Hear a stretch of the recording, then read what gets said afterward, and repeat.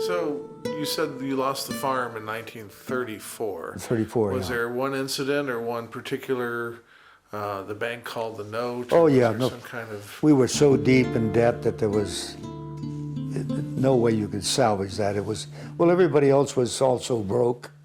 You know, our way of saying goodbye to our friends was, all right, Jim, see you in the poorhouse. You know, that's, you travel on. It was all the way through the 30s. There wasn't, the good part about a ranch, you always had food. And we had people that would come by all the time. My mother would give them a loaf of bread, we'd give ham. We moved to Sunnyvale because we had friends there that had converted a chicken house into a sleeping quarters, and all of us could live in there. So the whole family moved in there. So you went from this ginormous farm home to a chicken coop. To a chicken. Well, they were big, but and it was near Shuckle's Cannery. In those days, the canneries were big things. My mother got a job in the cannery. My sister Juanita got a job in the cannery. In those days, that was the big thing. This whole valley was Shuckle's, Hunt Brothers, Sutter Packing, and the fruit business was big. So we lived there, and then we moved to Redwood City, into Atherton, in near Redwood City. We rented a house there. My sisters went to work in the mushroom factory, I told you. This is underground, where you go like into a den underground, and it's all very dark, but you go in and they're raising all these mushrooms on these beds of soil, which is very, not solid, very mushy. And they would cut mushrooms, period. And I was 11, I was selling newspapers. New York Times, San Francisco Chronicle, and the papers I would sell. I had my own territory in Redwood City. But it wasn't a stand. You were No. strolling on the street with Yeah. a bag of You know, the papers. bag and your money. 3 cents a paper, and I got 1 cent for every paper I sold. Like I think I told you before, if somebody gave me a nickel and didn't ask for the change, that was pretty damn good money. So we did that for some time, and then we moved to Palo Alto, to South Palo Alto, where they called a place called Cannery Row, which was in the cannery, and we paid $7 a month for our home. I started my first year in September of 1936. So this isn't a one-room schoolhouse anymore. This is Oh, an no. actual high that's school. With... right. Well, Connie was born on Stanford Farm, my wife. I'd been there about 2 months, September, probably November. I know it before. We had a teacher. I didn't have her anymore. Mrs. Green was her name.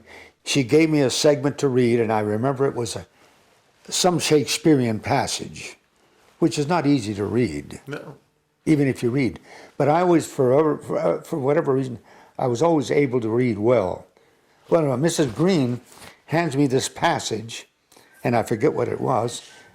And first of all, as you know, my name is Eustaquio. So Mrs. Green goes and says, oh, read this. So I read the passage, and then she says, oh, you've read that before, haven't you, Eustaquio? And that didn't piss me off. I mispronounced my name. Anyhow, I said, no, I haven't read that before, which I hadn't. And then she stood up and looked down at me, kind of now don't you tell me you haven't written it, kind of a condescending, not that what I responded was right. I said, hell no, I haven't read that before. Straight to the principal's office she took me after Mrs. Green explained what he said to me, and said hell no, and so Mr. Stewart is saying, then he stood up, and there's a desk, his desk, and I remember he had a big long tie, not a pull-away tie, I found out, and he stood like this, and he said, you must have come from an awful poor family to act the way you did. And I reached up and grabbed his tie and pulled on it, and I said, you leave my phone. Of course, he yelled, and the coach sitting in the anteroom, Cod Ray, comes running, what's going on? So they both took me, one from each side of my arm, walked me to the front of the high school, and that's how I graduated. So that's when I walked home, which is about maybe 3 miles, to a place called Sutter Packing Company, where our home was, our house. And on the way home, at that time, the tomato season, so I went to the plant, and there was guys out there. Everybody was looking for jobs. So I went in and told the guy, hey, the guy gave me a job. That was pretty much the end of my initial education. Wow. Then went to work. So I worked there for a year, and then my sister Juanita got married, moved to San Francisco, and she had an apartment in North Beach. So I went there and got a job on the waterfront there, unloading ships. So you would have been 14? 14. Okay. Then I would take I forget the key system over to Oakland, where we unloaded coal ships. The anthracite, just dust coal. And they'd open up, the ships have an opening where the cranes come in to get and we would shovel the coal to the center, and I did that, but it paid 50 cents an hour. And if you worked overtime, time and a half. But anyhow, so I worked there a couple of years. So is this where you would have to stand in line to get your assignments in the mornings? Yeah. Or?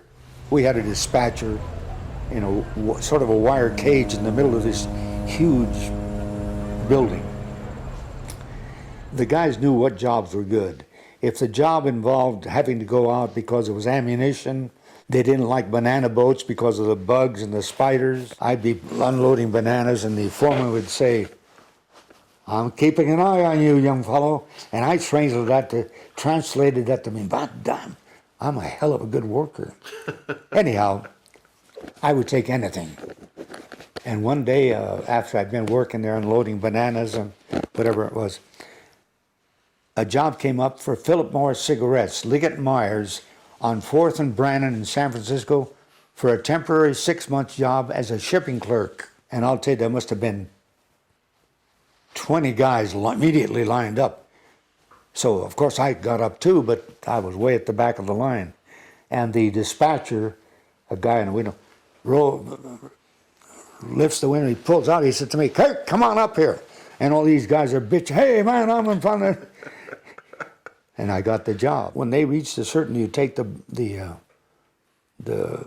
government certificate off. And then we'd go to load the truck, and on the way to the dumps where we'd have to put kerosene on the cigarettes and light them, they would stop and unload some of these boxes, which were not certified. Right. And I figured, hey, what these guys were doing, they had some buddies or something that were taking these illegal cigarettes. In 1936, I attended a session. You've seen the book that I got. Right. Mm-hmm. And they were... Describe the book for us. Well, it's got watercolors of all the different events in 1936 in the Civil War in Spain, of the different activities, the deaths, the marches, the warriors against Franco, the Republic trying to salvage themselves. And they had what they called the American Lincoln Brigade, and they were enrolling people to go over. Hemingway was there, and a bunch of the well-known people that were fighting against fascism. So I went and enlisted at one of these meetings, and they were saying, "No, we're going to go over, and by God, we're going to save the poor, and we're going to." And you're what age at this point? 13. 13. That's why I thought, man, and I was so enthused. Yeah, I'm going to go to Spain and do that. And they were selling these books that the one you saw, Beautiful. for $1. Remember, I was making 33 cents an hour, so I bought that. So I left, I enrolled, enlisted, not enrolled, with the American Lincoln Brigade. And they said, no, you'll be contacted. So about a week later, I asked my mother, Mamá, no recibí. Did I get a letter from my mother's answer was, no, hijo, nada. So 2 weeks, no, hijo, nada. And until I went, and she never did tell me yes, even when I came back from the military. I said, Mama, didn't I get a letter and you probably tore it up? She said, no, nada. I came home after that meeting when I bought the book, and I remember I was so excited, And I said to my mother, Mama, voy a ir a España, telling her how I'm going to fight for the loyalists and kill Franco and whatever. And my mother's response, she never said, no, you're not going to go. Well, she said, siéntate, hijo, sit down, and let's have some chocolate and some buns and some, that's it. Not, no, you're not. And then I thought later on, I had 5 sisters, and she figured, yeah, I've got 5 daughters and 1 son that isn't particularly bright, and he's going to go to Spain to save the world. It was always, no, nada. So I suppose she saved my life.